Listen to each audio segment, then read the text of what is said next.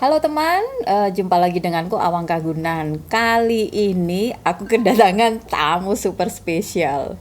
Ini teman lama kita ya. Teman lama sejak tinggal di Surabaya ya. Tinggal di Surabaya, aku ke Jogja dan beliau ini ke Jakarta. Terus kita dipertemukan lagi di sini di Jogja di studio. Mbak Fit apa kabar? Luar biasa wes pokoknya sama Bunda Awang ini ya. Energinya nyetrum, makanya dia kayak ada magnetnya gitu. Jadi saya harus datang ke sini ya. Kalau janjian-janjian malah nggak ketemu Nggak begitu. ketemu. Aku lagi di Jogja, yuk bisa yuk tektokan langsung bisa ketemu di sini. Padahal tadi pagi baru aku tadi pagi baru bikin status. Kalau ketemu denganku saya kira rodok sulit. Janjian itu harus 2 hari sebelumnya. Cie. Begitu di WA tak cancel semua. Luar biasa magnetnya ini nyambung ya. Ini super spesial. Kali pertama kita ngobrol. Kita ngobrol depan kamera. Telurnya 3 apa 5? 5, ben enak ben tebel. Ini kali pertama ngobrol di depan kamera sama Mbak Vivit ya. Beberapa kali aku dibawa ke radio juga. Terus tiap kali ada kesempatan di Jogja kita ngobrol panjang kali lebar. Ini tadi sebelum take juga, wah obrolannya juga udah lumayan panjang. Sampai keterusan, lupa kalau hanya siapkan waktu 1 jam. Orang sibuk banget. Mbak Fit, ada agenda apa di Jogja? Agendanya ketemu Bunda Awang ternyata. Orang tadi pagi dia udah ke Beringharjo. Iya baru datang tadi pagi sih dari Jakarta gitu ya. Kebetulan ada suatu acara. Terus biasalah dalam waktu yang singkat berusaha bisa ketemu teman-teman. Yang saya kontak pertama juga Bunda Awang. Oh jadi gitu ya. nyambung lah kita. Aku tersanjung. Mbak Vivit ini sibuk banget ya. Nanti boleh dicek di Facebooknya. Aku biasa kalau kepoin di Facebook Vivit Sambas. Wah, Atau IG deh, IG. Oh, IG? IG Vivit Sambas. Vivit Sambas juga. Iya, karena IG-nya saya open public. Oh gitu. Oh ya, kalau Facebooknya masih harus add friends dulu ya. Iya. Dan setiap hari ada uploadan baru, cerita-cerita baru dengan orang-orang baru. Kegiatannya wow kayak banget. Beliau ini coach. Pamong. Oh iya. Aku tadi barusan dikenalkan bahasa Indonesianya ya, bahasa lokalnya coach iku pamong. Iya.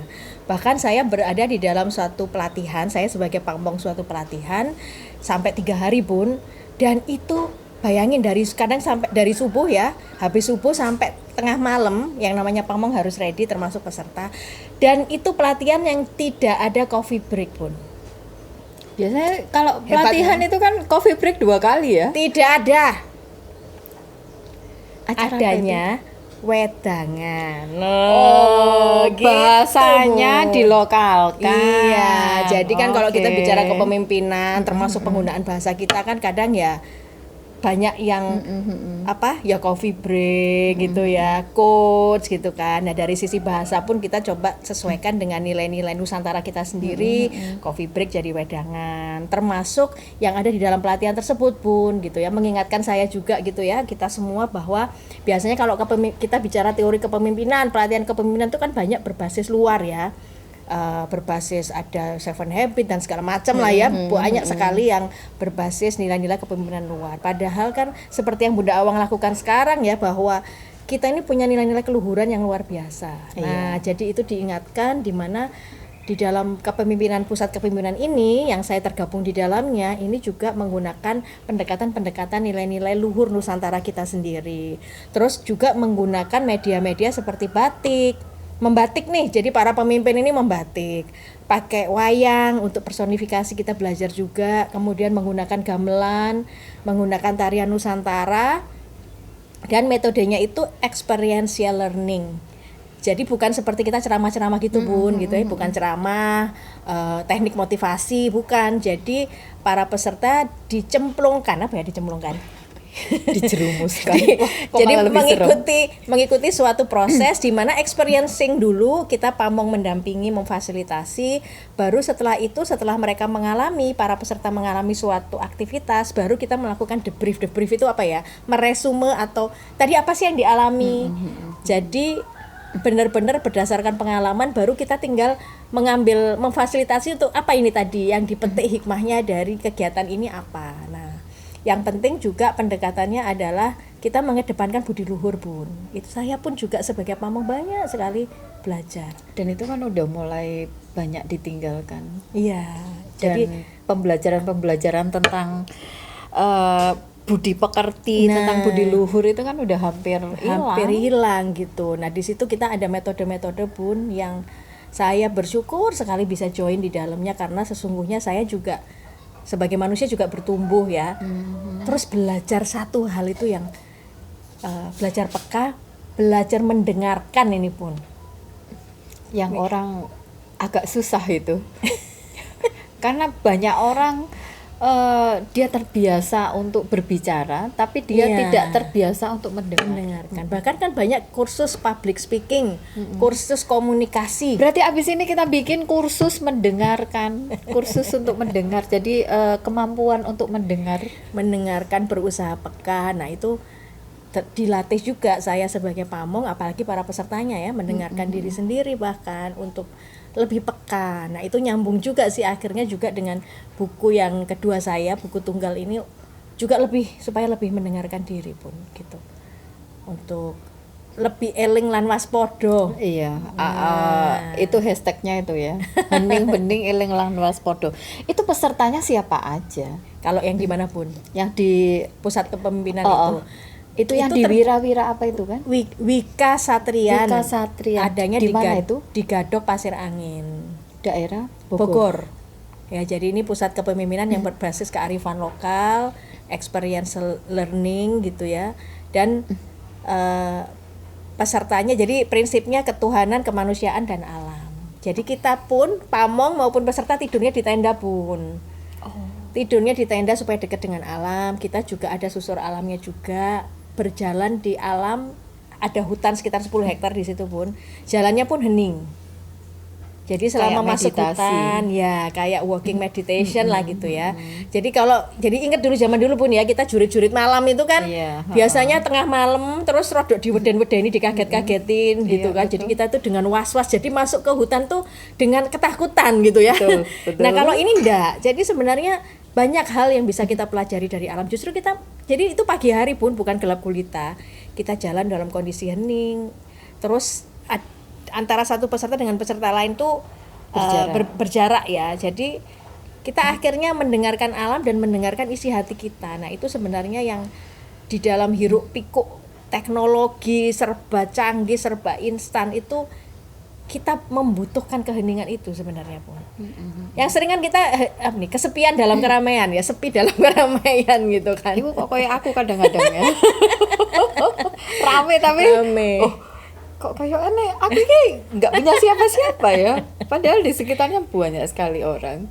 Dan itu aku juga lakukan yang meditasi jalan ya, bahasa iya, padahal Budawang kadang-kadang nggak saking pengennya terhubung, kadang nggak pakai alas kaki dia, iya kan. Itu aku lakukan tiap jam 9 pagi. Kan matahari lagi bagus-bagusnya jam 9 sampai jam 10. Yaitu aku meditasi jalan tanpa alas kaki. Ya orang mondar-mandir, motor mondar-mandir, tapi kita hening di situ, di tengah riuhnya kehidupan. Jam 9, jam 10 itu kan riuh toh. Nah, jalan untuk fokus pada diri sendiri. Ya. Biasanya tuh akan banyak, kalau bahasa saya nih Bun ya, kesurupan dalam tanda kutip itu kesurupan tuh artinya banyak. Kalau saya melihat tuh trans, mungkin banyak percikan-percikan ide dari semesta yang baru, yang tiba-tiba kayak ibaratnya kalau saya membayangkan sebuah komputer hard drive gitu ya, di defragment didefrag lagi ya. Sehingga ketoto terus tiba-tiba ada sesuatu yang muncul, yang percikan-percikan inspirasi maupun refleksi momen kita dengan berjalan itu ya Bun. Jadi memang kita perlu sekali nih untuk momen-momen hening. Kalau hening bening bisa juga apa bahasa Jawanya Bun? Meneng gitu. Dan itu dilakukan setiap bulan ya. Aku lihat postingannya hampir setiap bulan ada. Tergantung ini kan karena ini juga job by order ya, artinya kliennya bisa kapan dicocokkan gitu kan. Gitu. Berarti peserta-pesertanya itu dari Berbagai perusahaan, dari instansi. dari klien kan dari banyak banyak tempat ya gitu untuk mempercayakan pelatihan para pemimpinnya di tempat saya sebagai pamong tersebut pun. Wah, itu keren ya. Maksudnya ya menurutku Indonesia itu wis mulai butuh lah yang begitu-begitu. Ya, ya. Apalagi dengan kondisi iklim ekonomi yang menurutku agak mulai waspada ya dengan orang-orang yang di dalamnya maksudnya. Jadi generasi-generasi penerus ini perlu diberikan pondasi yang kuat, ya toh, di mana mereka ya pimpinan-pemimpin itu ada di banyak lini tuh, dari lini yang paling bawah dan sampai lini yang paling atas. Ya, generasi Termasuk memimpin diri sendiri ya. Nah, ya betul. Karena di dalam diri kita juga banyak komponennya. Nah, itu perlu jadi generasi-generasi sekarang, generasi penerus ya. Generasi penerus yang nantinya akan berada di puncak-puncak kepemimpinan ya, entah dimanapun itu, butuh diberikan pondasi yang kuat. Bagaimana mereka itu bisa belajar mendengar diri sendiri, belajar untuk bisa merespon sekitarnya ya sesuai dengan kebutuhannya, dan belajar ngerem. Ya. Karena kemampuan untuk mendengar dan kemampuan untuk ngerem itu sekarang udah mulai mulai terkikis. Orang itu lebih senang untuk ngomong daripada meluangkan waktu. Makanya untuk ada mendengar. kursus public speaking, kursus komunikasi, tapi tidak ada mungkin secara spesifik kursus mendengar gitu ya. Habis ini bikin ya. Harus habis ini bikin habis ini karena kalau kita bicara komunikasi itu kan ngomong gitu ya, padahal kemampuan untuk mendengar bahkan bisa menangkap suatu pesan yang tidak dikatakan gitu kan. Mendengarkan yang tidak dikatakan itu kan yang luar biasa ya. Karena mendengar itu bukan hanya ini ya. Media pendengaran itu bukan hanya telinga kita. Tapi kita juga punya tools yang sangat luar biasa mendengarkan yang di sini. Nah, itu dia, apalagi mendengarkan diri sendiri, peka terhadap orang lain. Itu pun saya harus mengaku pun bahwa itu juga saya berlatih gitu. Karena selama ini mungkin kalau ada orang yang mungkin dibilang punya bakat ya, bakat public speaking, bakat ada mungkin yang di depan publik agak terbata gitu, ada yang mungkin gampang untuk ngomong, tapi challenge-nya adalah mendengarkan itu gitu. Mendengarkan untuk mau lebih peka, mendengarkan itu menjadi sebuah PR, challenge. Berita baiknya tapi bisa dilatih kan Bun ya. Nah, ini berita baiknya bahwa kita bisa berlatih untuk mau lebih peka, lebih mendengarkan.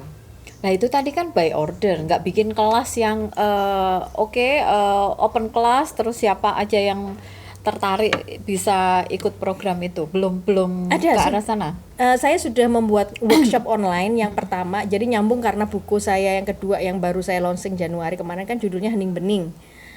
Ini buku tunggal kedua. Buku tunggal pertama kan Single Parent Move On itu sekitar 7 tahun lalu ya Bun ya, 2017. Jadi ini 2023, 6 tahun berlalu.